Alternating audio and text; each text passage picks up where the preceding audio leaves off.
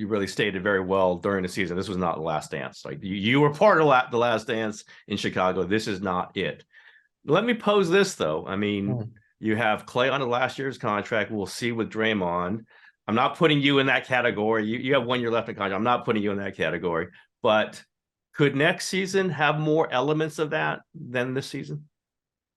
Yeah, yeah. I wouldn't proclaim that right now. But look, we know how professional sports work. We know how age works. This team is, I think, is still capable of competing for a championship, but it's not going to be capable for that much longer. We just don't know what that exactly that means. It's impossible to predict, but based on the way our core guys played this year, that you can see they've all got a lot left to offer, and so now it's up to us to figure out what that means this summer, organizationally, whether it includes Bob or not, and hopefully it does. We have to all connect and figure out the best way forward. What do we want to do, and how are we going to execute? You mentioned that you love this job. You want to coach for a long time. Obviously, who knows in the future with what teams do, but in your mind, if you could coach this team for 5, 10 more years, would you take that deal right now?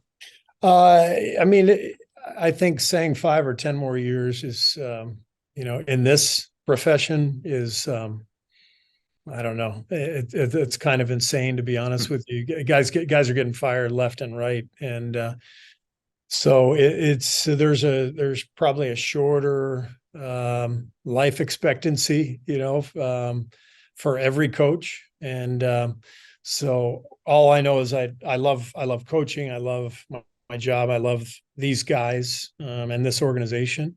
So I still want to keep doing it. I have no idea, beyond next season what that means. But I'm not worried about that either. I'd love to keep going and keep this thing rolling, but it's pro sports. It's there's no guarantees.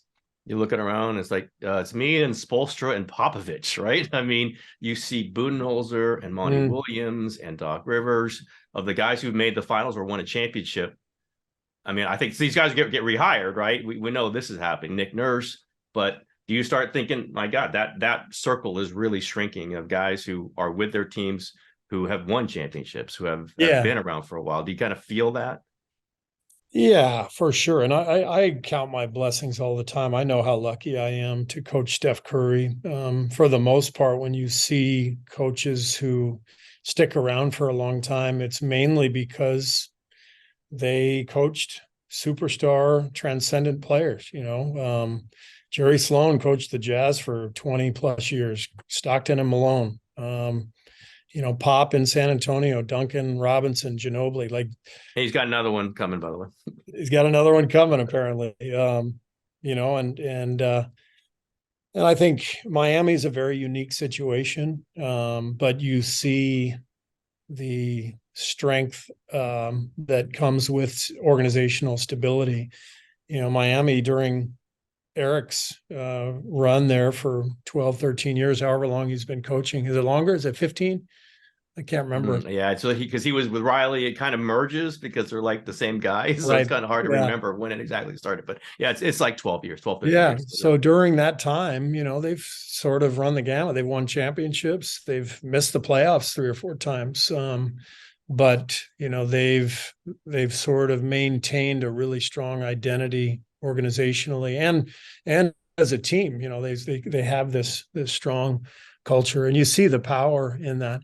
But generally speaking, a long tenured coach is beholden to someone like Steph Curry, and so I am completely aware that the only reason I've been here 9 years is that I get to coach one of the all-time great players and human beings in NBA history. So very lucky for that.